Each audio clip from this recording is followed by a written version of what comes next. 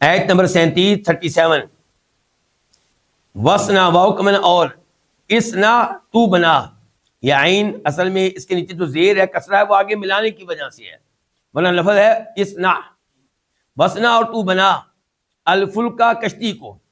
الفلکا کہتے ہیں بڑی کشتی کو، اور الفلکا کا لفظ واحد کے لیے بھی استعمال ہوتا ہے جمع کے لیے بھی، لیکن یہاں پہ واحد کے لیے ہے کیونکہ ہمیں معلوم ہے کہ نوح علیہ السلام نے ایک ہی کشتی بنائی تھی، وسنا الفلکا اور تو بنا کشتی، اور لفظ کیا بتا رہا ہے کہ بڑی کشتی، بِأَعْيُنِنَا، یہ تین الفاظ ہیں، با اور آیون اور نا، آیون جمع ہے عین کی، عین ایک آنکھ کو کہتے ہیں، آیون کئی آنکھوں کو، نا ہماری آنکھوں کے ساتھ، ان کے ہماری آنکھوں کے سامنے، وَوَحْيِنَا، اور ہماری وحی کے مطابق، یعنی کہ ہماری تعلیمات کے مطابق، ہمارے حکم کے مطابق، وحی اور نا، ولا اور نا، تو خاطب، تو بات کرنا، تو کلام کرنا، نی مجھ سے،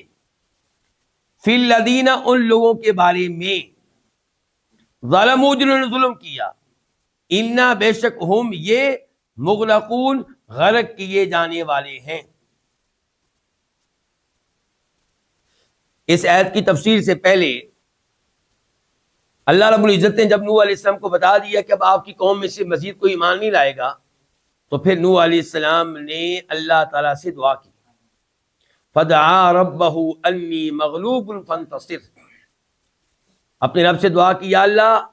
میں مغلوب ہو چکا، یہ میرے اوپر غالب آ چکے، بڑی تبلیغ کی ہے میں نے، بہت سمجھایا میں نے ان کو، صبح و شام ہر جگہ، فانتصر، یا اللہ اب پھر میری مدد فرما۔ اور یہ تھے الفاظ سورہ قمر کے، اور سورہ نوح میں کیا ہے، رب لا تذر علی الارض من الکافرین دیارا، یا اللہ اب اس زمین پہ ان کافروں میں سے کسی گھر کو باقی نہ رکھنا، انک ان تذرہم یضلوا عبادک، یا اللہ اگر تو ان کو باقی رکھا تیرے بندوں کو گمراہ کریں گے، اور ان کی نسلوں میں سے بھی فاجر و کافر ہی پیدا ہوں گے۔ تو نوح علیہ السلام نے جب یہ دعا کی تو پھر اللہ نے دعا قبول کی اور یہ حکم دیا، کیا حکم دیا کہ آپ کشتی بنائیں، بِأَعْيُنِنَا، ہماری آنکھوں کے سامنے۔ اس سے پتہ چلا کہ اللہ رب العزت کی صفات میں سے ایک صفت یہ ہے کہ اللہ کی آنکھیں ہیں، اور اللہ کی آنکھیں کتنی ہیں؟ دو۔ اب لوگ اعتراض کرتے ہیں کہ یہاں پہ خود آپ نے بتایا کہ عین کی جمع یہاں پہ آیون ہے، آیون تو ہے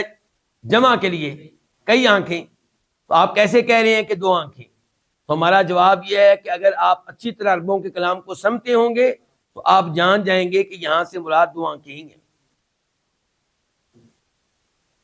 آپ اس آیت پہ غور کر لیں، فقط صغت قلوبکما، سورہ تحریم میں اللہ رب العزت نے نبی علیہ السلام کی دو بیویوں سے کلام کیا اور کہا کہ آپ دونوں توبہ کر لیں کیونکہ تمہارے دل حق بات سے ہٹ گئے تھے، کسی خاص معاملے میں، کسی خاص کیس میں، ان کے حق بات سے ہٹ گئے تھے، تو وہاں اللہ تعالیٰ گفتگو کر رہے ہیں کتنی بیویوں سے؟ دو سے، اور کہا قلوبکما، تم دونوں کے دل، یہ نہیں کہا تم دونوں کے دو دل، بلکہ قلوب جمع کا لفظ بولا ہے۔ کس کا لفظ بولا ہے؟ جمع کا لفظ بولا ہے۔ بالکل وہی انداز یہاں پہ ہے کہ جب اللہ نے اپنے لیے نا کا لفظ بولا، ہم، اور اللہ تعالیٰ عظیم ہے، تو اللہ تعالیٰ نے اپنے لیے جمع کا لفظ استعمال کیا نا، تو پھر جو مضاف تھا اس کو بھی جمع لایا گیا، اس کو بھی کیا لایا گیا؟ جمع لایا گیا، ورنہ سب کو پتا ہے کہ آنکھیں کتنی ہیں؟ دو ہیں، اور اس کے کئی ایک دلائل ہیں۔ تو بہرحال یہ پتا چلا کہ اللہ کی آنکھیں ہیں۔ سورہ طٰہٰ میں بھی اللہ نے کہا موسیٰ علیہ السلام کے بارے میں، وَلِتُصْنَعَ عَلَىٰ عَيْنِي، اور تاکہ آپ کی پرورش ہو میری آنکھوں کے سامنے، وہاں پہ اللہ نے ایک آنکھ کا تذکرہ کیا، عینی، تو وہاں پہ بھی مراد کیا ہے؟ دو آنکھیں۔ یہاں پہ سوال یہ اٹھتا ہے کہ لوگ کہتے ہیں گمراہ فرقے کہ اگر ہم اللہ کی آنکھیں مان لیں تو انسان کی بھی آنکھیں ہیں، اللہ کی بھی آنکھیں ہیں، تو پھر تو مشابہت لازم آئے گی، جبکہ اللہ کہتے ہیں لیس کمثلہ شیء، اللہ کی طرح کا کوئی نہیں ہے۔ تو ہم کہتے ہیں بالکل یہ بات صحیح ہے، اللہ کی طرح کا کوئی نہیں ہے، ہماری آنکھیں اللہ کی آنکھوں کی طرح نہیں ہیں، ہماری آنکھوں میں 100 عیب ہیں، ہزاروں عیب ہیں، اللہ کی آنکھیں ہر عیب سے پاک ہیں۔ تو اللہ رب العزت کی آنکھیں ہیں جیسے اللہ کے شیان شان ہیں، ہماری آنکھیں ہیں جیسے ہم کمزور عیبوں والے ایسی ہماری آنکھیں ہیں، اور پہلے نہیں تھیں آج ہیں، کل کو ہو سکتا ہے پھر نہ رہیں، کبھی کمزور ہو جاتی ہیں، کبھی اینک لگانا پڑتی ہے، کبھی قطرے ڈالنا پڑتے ہیں ان کی اصلاح کے لیے، اور ان کی دیکھنے کی قوت بھی محدود ہے، سوئے ہوئے ہوں تو پھر نہیں دیکھ پاتی۔ تو کہنے کا مطلب یہ ہے کہ آنکھیں اللہ کی بھی ہیں ہماری بھی ہے، لیکن آپس میں کوئی مشابہت نہیں ہے۔ اگر پھر بھی کوئی اصرار کرے، کہے کہ نہیں جی آپ اللہ کی آنکھوں کا انکار کریں کیونکہ انسان کی آنکھیں تو اللہ کی نہیں ہونی چاہیے، تو ہم کہیں گے پھر کہاں کہاں انکار کرو گے؟ ہم موجود ہیں، کیوں جی موجود ہیں، تو کیا کہیں گے اللہ موجود نہیں ہے؟ ہم موجود ہیں اور ہمارا موجود ہونا ایسے ہی کمزور ہے، عیبوں والا ہے جیسے ہم کمزور ہیں، اور اللہ کا موجود ہونا ہر عیب سے پاک ہے۔ اللہ ہمیشہ سے موجود ہے، ازل سے ابد تک، اور بغیر کسی مرض کے، بغیر کسی ٹینشن کے، بغیر کسی تھکاوٹ کے، اور ہمارا وجود کیا وجود ہے،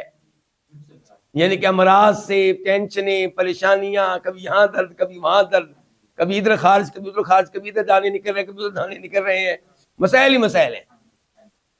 لیکن اللہ بھی موجود ہے اور انسان بھی موجود ہے، لیکن آپس اس میں کوئی مشابہت نہیں ہے۔ اور تو بنا کشتی بیاجنا ہماری آنکھوں کے سامنے، وحینا اور ہماری وحی کے مطابق، یعنی کہ ہماری تعلیمات کے مطابق، جیسی کشتی ہم کہیں ویسی تیار کرنی ہے۔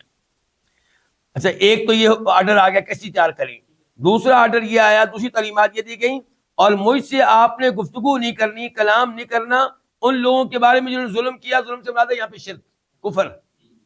یعنی کہ کافروں کی آپ نے شفاعت نہیں کرنی۔ جب عذاب آئے گا، ہم نے آپ کی دعا قبول کر لی ہے، اب آپ نے کسی کی شفاعت نہیں کرنی، تو اس میں ان کی بیگم بھی داخل ہو گئی، بیٹا بھی داخل ہو گیا، وہ بھی شفاعت کے لائق نہیں ہے۔ انہم ملاقون، یہ سب غرق کیے جانے والے ہیں، یہ پکی بات ہے۔